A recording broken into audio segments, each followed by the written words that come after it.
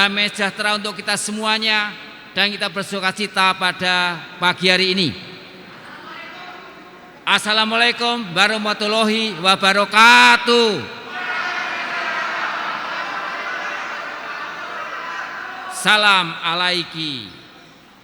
Baik, Bapak, Ibu yang kami hormati, para tamu undangan, Mas Igor dan juga dari komite yang kami hormati, selamat datang di ruangan ini, dan juga seluruh anak-anak semuanya kelas 10, 11 dan kelas 12. Kita akan segera memulai kegiatan kita dengan perayaan Ekaristi.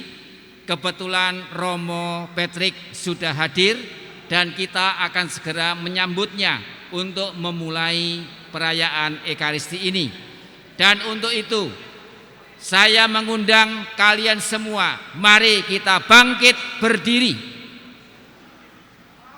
Kita nyanyikan lagu pembukaan Allah Bapa melindungi, Allah Bapa melindungi.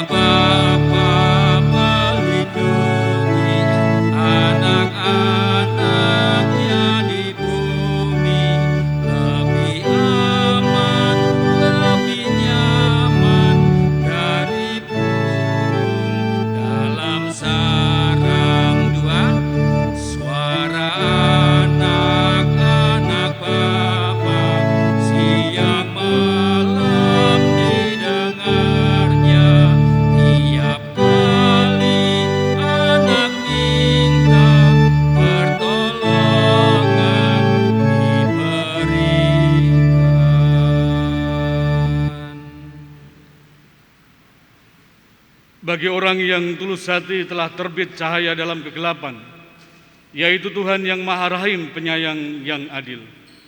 Dalam nama Bapa dan Putera dan Roh Kudus. Amin. Semoga rahmat Tuhan kita Yesus Kristus, cinta kasih Allah dan persekutuan Roh Kudus bersamamu.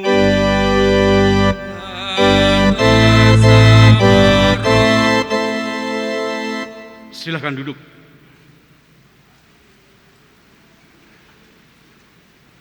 Ibu, Bapak, bruder, dan teman-teman sekalian, selamat pagi, Shalom. Selamat Natal dan Tahun Baru. Saya terima kasih buat teman-teman yang beragama Islam hari ini, juga beragama Kristen, ada yang Buddha atau Hindu. Terima kasih untuk kebersamaan kalian dalam perayaan Ekaristi hari ini dalam Misa Syukur Natal. Teman-teman terkasih, saya juga berterima kasih bagi teman-teman semua yang akan mengawali masa pendidikan, dan semoga perjalanan kalian dalam masa pendidikan nanti membawa berkat yang baik bagi kalian semua. Saudara-saudariku yang terkasih, marilah kita hening sejenak, seraya kita mengakui dosa-dosa kita di hadapan Tuhan, supaya kita semua layak merayakan misteri suci ini. Intensi misa pada pagi hari ini, kita mohon berkat kelancaran penerimaan peserta didik baru SMA Pangudi Luhur Jakarta, tahun ajaran 2022 dan 2023.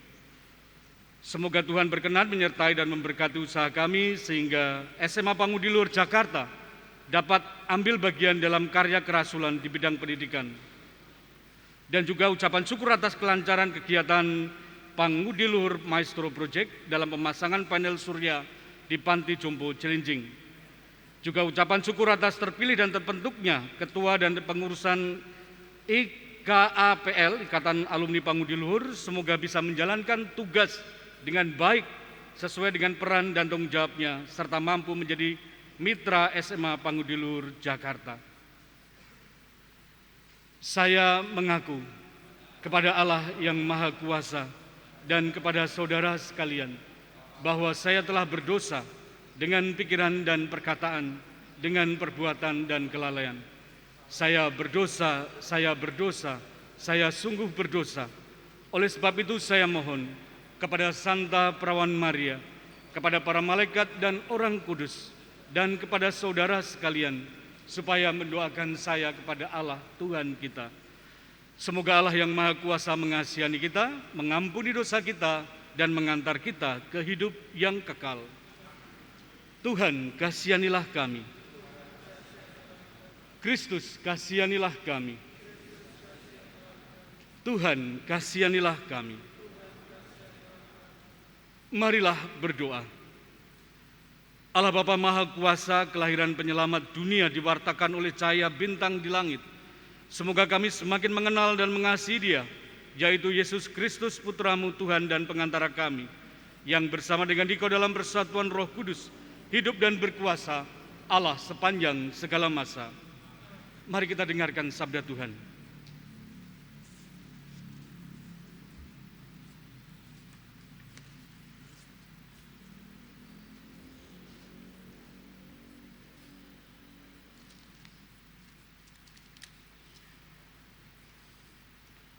Kesaksian tentang anak Allah. Pembacaan dari surat pertama Rasul Yohanes. Saudara-saudaraku terkasih, tidak ada orang yang mengalahkan dunia selain dia yang percaya bahwa Yesus adalah anak Allah. Dia inilah yang telah datang dengan air dan darah, yaitu Yesus Kristus. Bukan saja dengan air, tetapi dengan air dan dengan darah, dan rohlah yang memberi kesaksian. Karena rohlah adalah kebenaran. Sebab ada 3 yang memberi kesaksian di bumi, roh, air, dan darah. Dan ketiganya adalah satu kesaksian manusia, kita terima. Tetapi kesaksian Allah lebih kuat, sebab demikianlah kesaksian yang diberikan Allah tentang anaknya. Barang siapa percaya kepada Allah, ia mempunyai kesaksian itu di dalam dirinya. Barang siapa tidak percaya kepada Allah, ia membuat Allah menjadi pendusta, karena orang itu tidak percaya akan kesaksian yang diberikan Allah tentang anaknya. Dan inilah kesaksian itu, Allah telah mengaruniakan hidup yang kekal kepada kita, dan hidup itu ada di dalam anaknya. Barang siapa memiliki anak Allah, ia memiliki hidup. Barang siapa memiliki Dia, ia tidak memiliki hidup.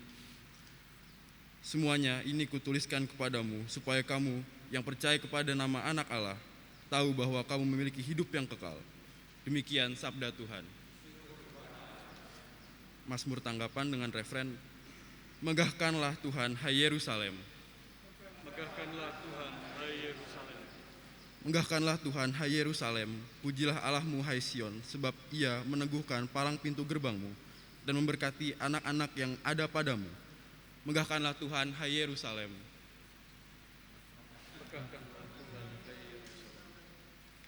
Ia memberikan kesejahteraan kepada daerahmu dan mengenyangkan engkau dengan gandum yang terbaik.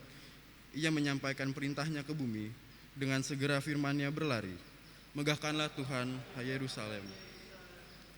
Ia memberitakan firman-Nya kepada Yakub, ketetapan dan hukum-hukumnya kepada Israel. Ia tidak berbuat demikian kepada segala bangsa, hukum-hukumnya tidak mereka kenal. Megahkanlah Tuhan, hai Yerusalem. Haleluya, haleluya, haleluya,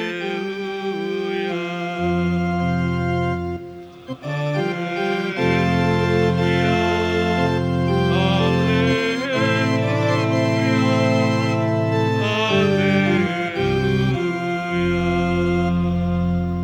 Yesus memberitakan Injil Kerajaan Allah serta melenyapkan segala penyakit dan kelemahan.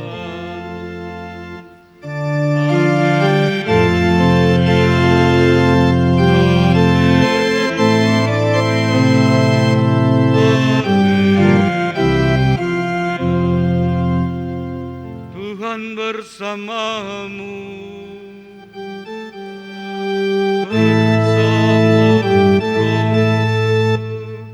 Inilah Injil suci menurut Lukas.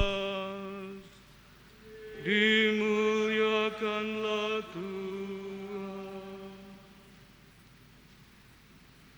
Sekali peristiwa Yesus berada di sebuah kota. Ada di situ seorang yang penuh kusta. Ketika melihat Yesus, tersungkurlah si kusta dan memohon, "Tuhan, jika Tuhan mau, Tuhan dapat melahirkan aku." Maka Yesus mengulurkan tangannya menjamah orang itu dan berkata, "Aku mau, jadilah engkau tahir." Seketika itu juga lenyaplah penyakit kustanya. Yesus melarang orang itu memberitahukan hal ini kepada siapapun, dan ia berkata, "Pergilah, perlihatkanlah dirimu kepada imam, dan persembahkanlah untuk penahiranmu persembahan seperti yang perintahkan Musa sebagai bukti bagi mereka." Tetapi kabar tentang Yesus semakin jauh tersiar, dan datanglah orang banyak berbondong-bondong kepadanya untuk mendengar dia dan untuk disembuhkan dari penyakit mereka. Akan tetapi Yesus mengundurkan diri ke tempat-tempat yang sunyi dan berdoa. Demikianlah sabda Tuhan.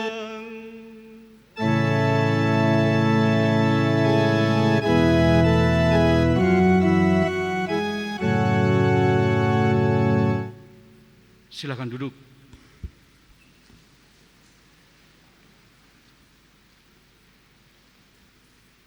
Ibu bapak, bruder, dan teman-teman yang terkasih, selamat pagi, shalom. Mengawali dari homili saya,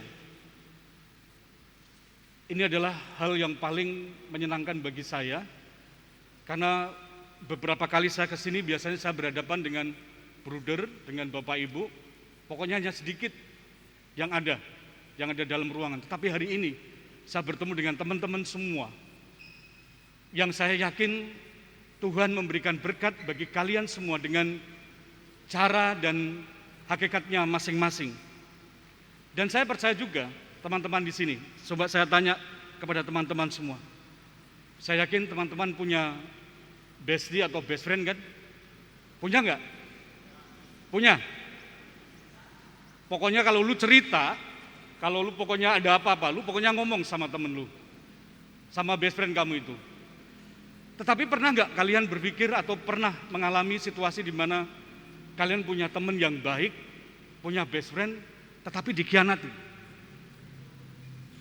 Ada yang pernah? Pernah ya?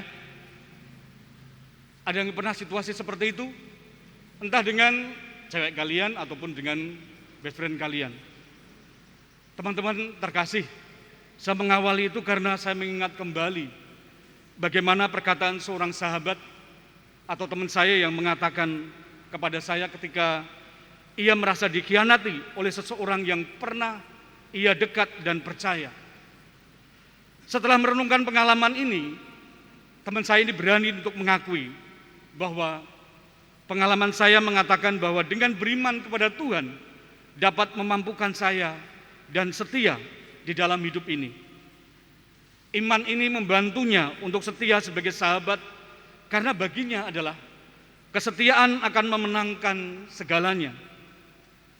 Dan saya sendiri selalu mengingat perkataan ini karena banyak di antara kita juga yang pernah mengalami pengkhianatan dari orang-orang yang dikasihi, entah di rumah, di komunitas, di sekolah, ataupun tempat-tempat yang kita layani. Dan ketika kita masuk dalam situasi pengkhianatan ini, kita seakan-akan seperti masuk dalam ruang yang kosong, rasanya sendirian. Dan kita seharusnya kembali kepada Tuhan dan memohon pertolongannya. Mazmur 124 ayat 8 mengatakan, pertolongan kita adalah dalam nama Tuhan yang menjadikan langit dan bumi. Dan iman kepada Tuhan inilah yang membantu kita untuk terus bertumbuh sebagai pribadi yang setia kepadanya. Dalam beberapa kesempatan saya bertemu dengan OMK, teman-teman juga yang di gereja. Teman-teman ini ada salah satu yang bilang ke saya, Romo, saya mengajak teman-teman yang lain tuh nongkrong bukan karena saya punya duit, tetapi mereka saya ajak nongkrong karena saya lebih percaya persahabatan itu daripada sekedar uang.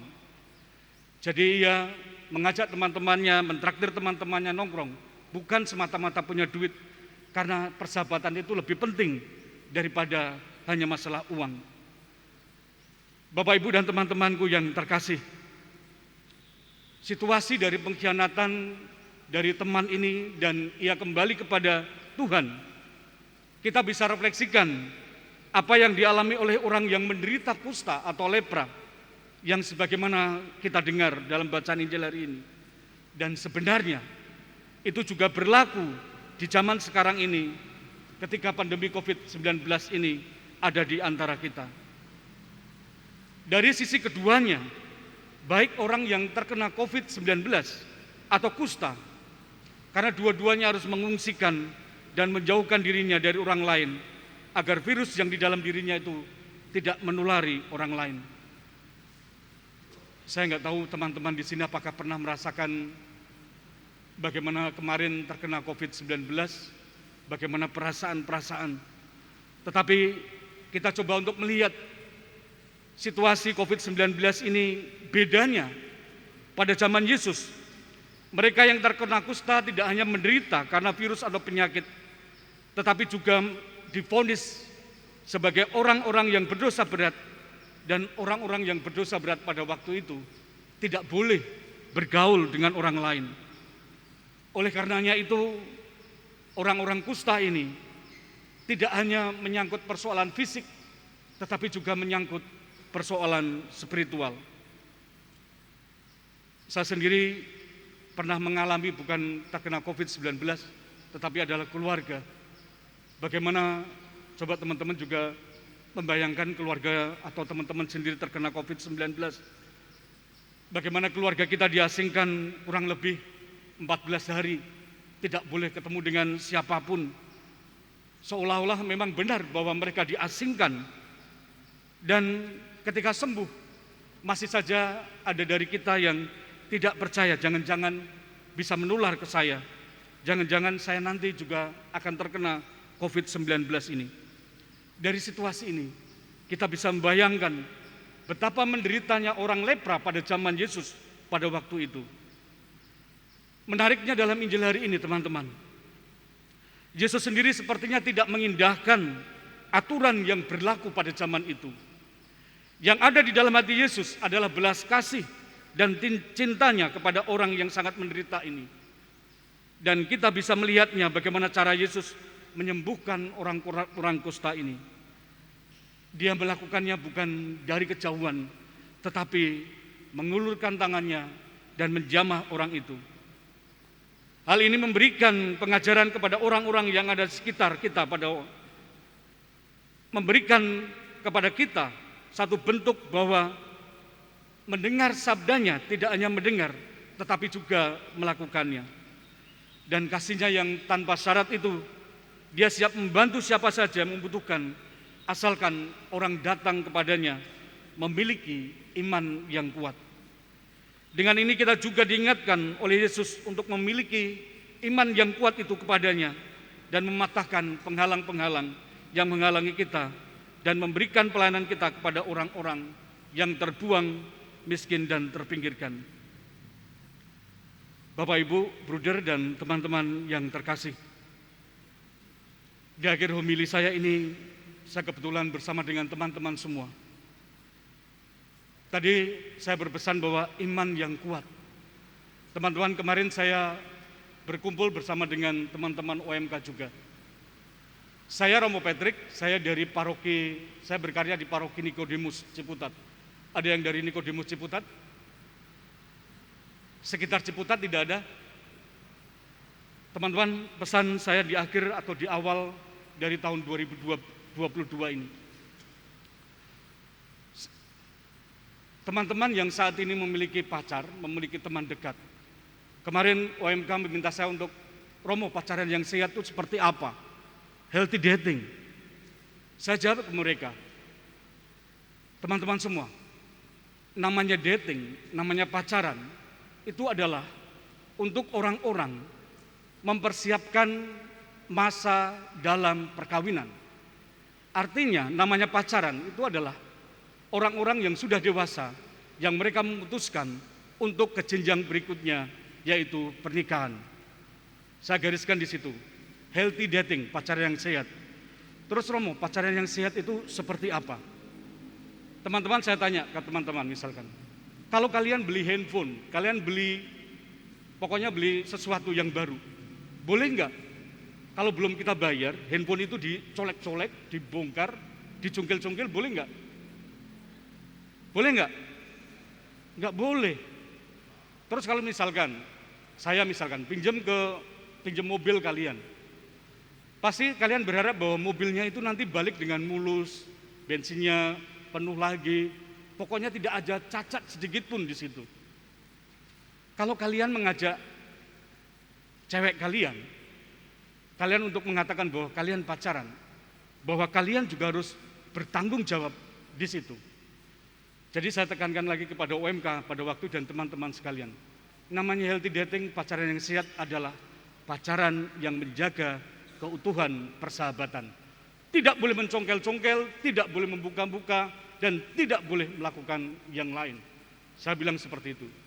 Dan kalau teman-teman di sini pada bawa HP enggak? Tapi HP-nya dikumpulkan ya. Sekarang dibawa enggak? Bawa. Coba HP kalian keluarin. Ada? Coba diangkat, lihatin saya. Wah, ada yang terima handphone. Coba lihatin ke saya, angkat, lihatin ke saya. Coba kita bareng-bareng kita banting. Mau enggak? Enggak mau kan? Kalau kalian sayang sama cewek kalian, kalau kalian sayang sama yang kalian anggap dekat itu, kalian mau merusak dia enggak? Mau merusak dia enggak? Enggak. Teman-teman semuanya, teman-teman kalau mau bermain-main, kalau mau bersenang-senang, jangan melakukan bersenang-senang dengan hati orang lain. Hati cewek itu bukan untuk tempat bersenang-senang. Kalau kalian bersenang-senang, kalian bersenang-senanglah dengan Mobile Legends kalian, apapun kalian, game kalian. Tetapi sekali lagi, ketika kalian pacaran, ketika kalian membuka hati orang lain, mengambil hati orang lain, itu hati itu sudah terbentuk dan itu sudah baik. Dan jangan sakiti dia.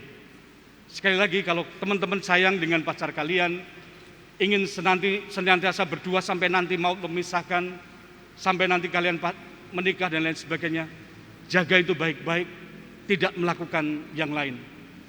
Karena persembahan dari suatu perkawinan adalah kesucian kalian berdua di dalam menghidupi perkawinan itu.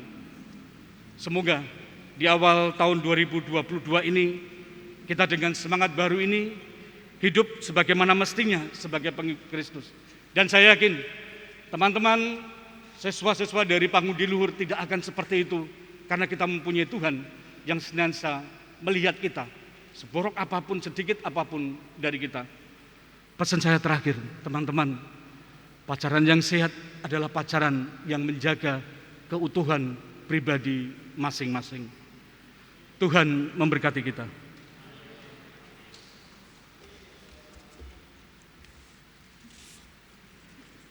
Mari kita berdiri, kita perbarui iman kepercayaan kita.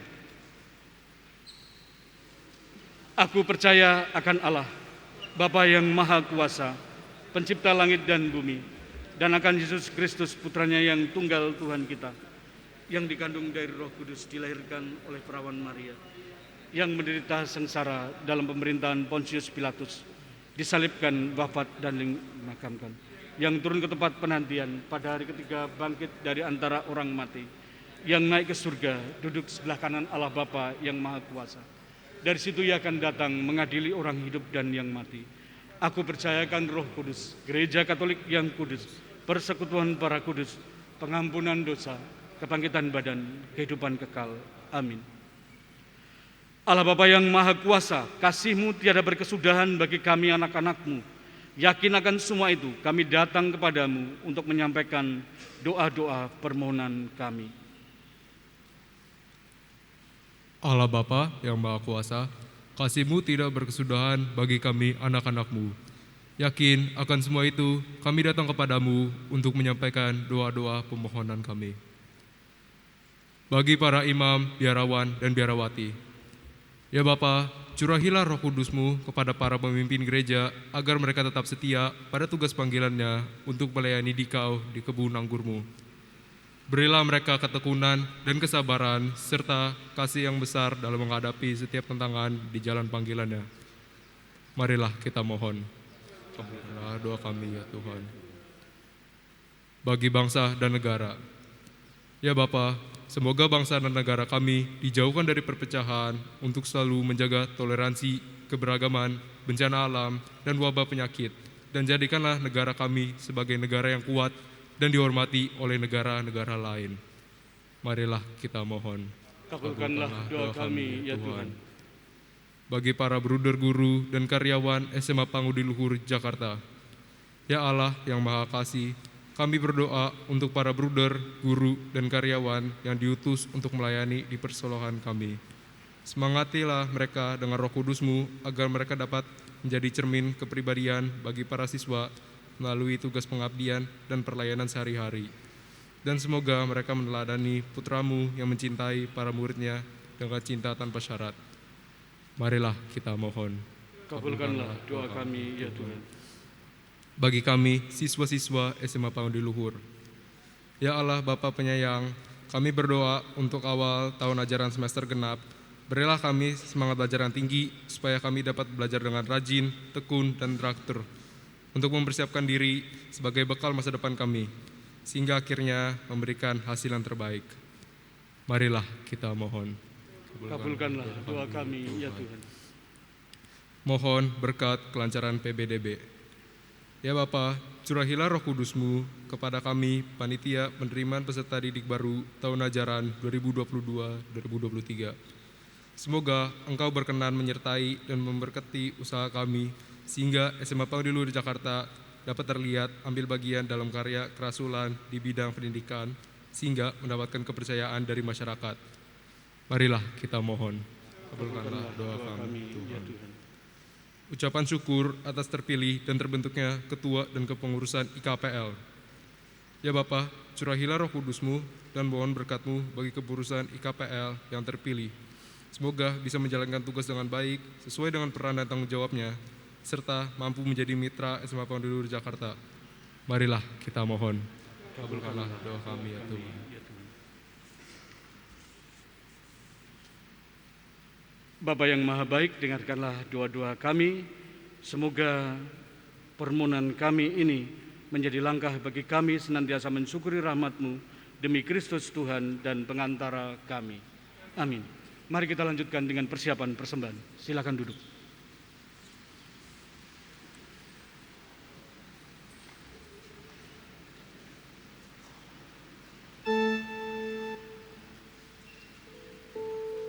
Kita iringi persembahan dengan menyanyikan lagu Tuhan Kau Gembala Kami. Tuhan Kau Gembala Kami.